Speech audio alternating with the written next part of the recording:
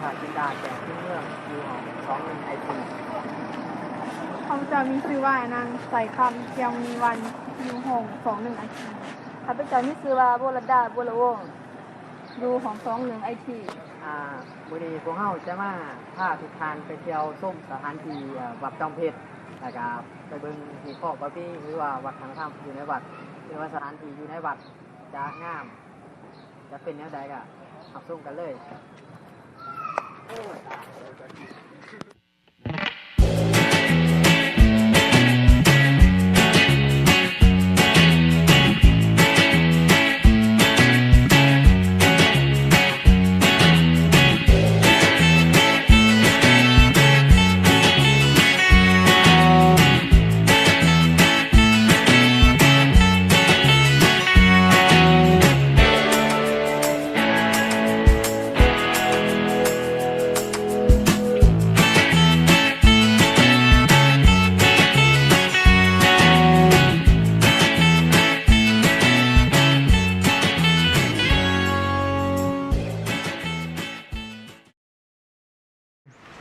เอาเนาะตอนนี้เฮาก็มาฮอดทางเขา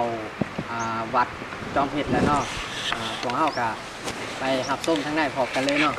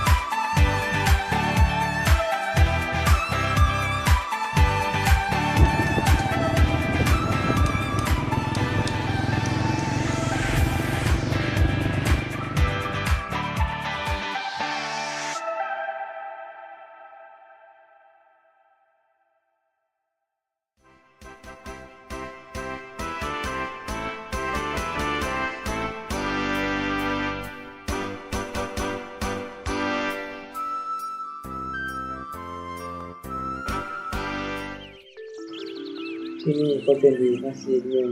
ของพุทธชนชาวบ้านดอนขอนครบวเสแห่งตำบลสาวซึ่งการแกะสลักฟันที่หินเป็นพระพุทธเจ้าเป็นองค์พระใหญ่แถมผลงานออกมาสวยงามเป็นที่น่าประทับใจอย่างหนึ่งของสายตาบ่ว่าจะเป็นแขกต่างไกลแค่ต่างบ้านก็ตามน่าสนใจ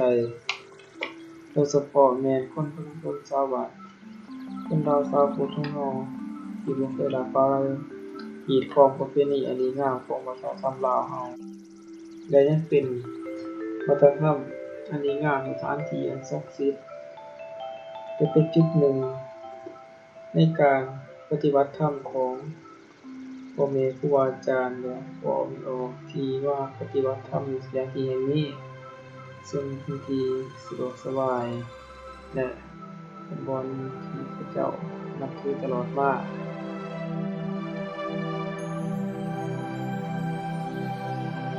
อันนี้ก็คือเป็นป้ายห้างป้ายวานเนาะที่ว่าเข้าไปแค้นอยู่เพื่อนโดยใส่ห้างใส่บ้านโดยอันนี้อันนั้นเป็นผ้า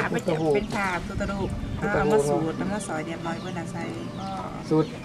ทั้งในบัตรทั้งเองเลยโดยเอาทีก็มาทำเองนี่นะแต่คือเป็นผ้าประจำวันเกิดเฮาผ้าประจำวันเกิดที่ว่าเฮาเกิดวันยังฮะบูซุบูซ่าโดยแล้วก็สิเฮาใส่เป็นตัวสแกนน้ำสุกน้ำใส่โดยคาถาโดยอะไรเป็นแบบกระทาเป็นตอ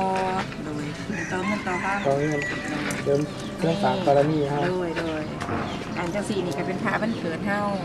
ผ้าประจำวันเกิดองค์พ่อเฮาองค์น้อยบูซ่าเป็นบูซ่าโดยองค์หมอนี่บูซ่าเป็น30องค์นี้50อันนี้มันจะพอเป็นผ้าที่ว่าเฮาใส่หางขาคล้ายงะใส่หางคล้ายกันคล้ายของเพื่อนทักษะเฮาสีเป็นผ้าหินอ่อนหินอ่อนสีคักแนวได้เลยโดยสูตรคักแนวแล้วว้าวเป็นเงินควันตรงเฮาเอาใส่กระเป๋าเฮาใบเด้อ คุณนิ้วเลยก็เว้น ขอบใจนะ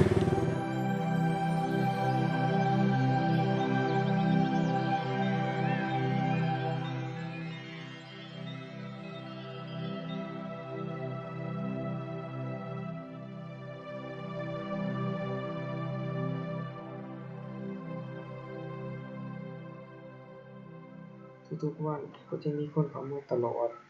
บ่ว่าจะเป็นนักท่องเที่ยวภายในประเทศหรือต่างประเทศเขาต่างเข้ามาสถานที่อันศักดิ์สิทธิ์แห่งนี้เพราะเป็นบ่อนกราบไหว้ขอพรอันศักดิ์สิทธิ์การความเชื่อของไทลาวนอกนี้วัดยังเป็นจุดชมวิวทัศน์อันธรรมชาติที่สวยงามเต็มไปด้วยป่าไม้อยู่อ้อมกายสถานที่วัดวาอาราม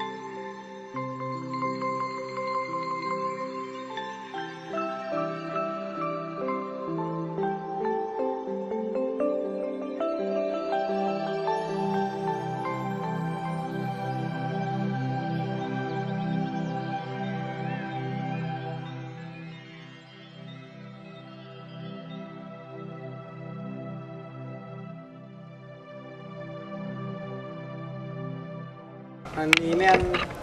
ทางหลังคือพระพุทธรูปองค์ที่ใหญ่ที่สุดในวัดจอมเพชรบ้านดอนคอซึ่งทางร่วมกว้างนั้นเป็นร่วมกว้างของพระพุทธรูปนั่นแม่น27 เมตรร่วมสูงขึ้นแต่หน้าตักเพิ่นหาจอมัน30 เมตรข้างในก็เป็นทางกองพระพุทธรูป